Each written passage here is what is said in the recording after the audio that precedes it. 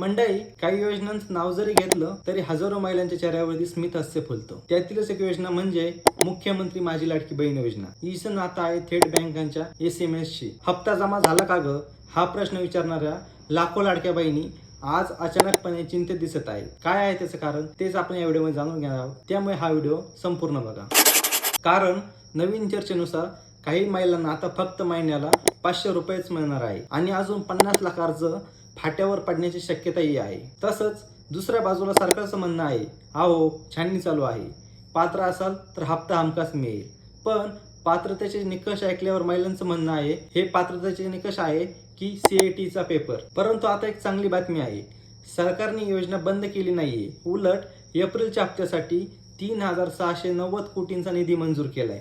आणि हो, आता हप्ता 1000 नाही तर 2100 होणार अशी शक्यताही आहे.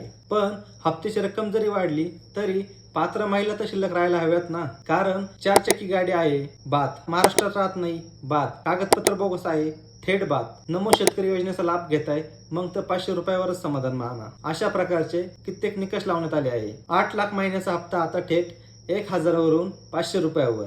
आणि राज्य सरकार म्हणतंय दुसऱ्या योजनेचा लाभ घेताय ना, मग इकडून कमी करूनच लागणार. तर दुसरीकडे विरोधक संजय राऊत थेट म्हणाले, जेव्हा निवडणुकीत मत मागायचं होतं तेव्हा 10,000चा आमिष, आता हप्ता फक्त 500, उद्या शून्यच करतील. राज्याच्या तिजोरीची अवस्था इतकी बिकट आहे की कर्मचारी पगारांसाठी तात्काळात आहे. एकनाथ शिंदेने अमित शहाकडे तक्रार केली, अजित पवार आमच्या फायली मंजूर करत नाहीत. म्हणजे इथं सरकार म्हणजे जणू व्हॉट्सअप ग्रुपच झालाय. कोण फॉरवर्ड टाकतो, कोण सीन करून इग्नोर करतो, हेच काही कळायला तयार नाही. राज्यमंत्री आशिष जयस्वाल म्हणाले, कोणत्याही महिला दोषी नाहीत, वसुली नाही, गुन्हे नाहीत, नियम बदलले नाही. विरोधकांचं म्हणणं सगळं गुपचूप चालू आहे.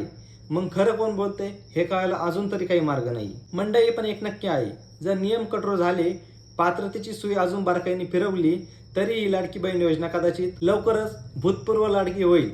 तुम्हाला काय वाटतं, कमेंटमध्ये लिहून नक्की कळवा. व आपल्या अशा प्रकारचे व्हिडिओ आपल्यास आवडत असेल तर आपल्या YouTube चॅनलला नक्की सबस्क्राईब करा व नवीन व्हिडिओचा आनंद घेत राहा. भेटूया नवीन व्हिडिओसह. तोपर्यंत जय महाराष्ट्र.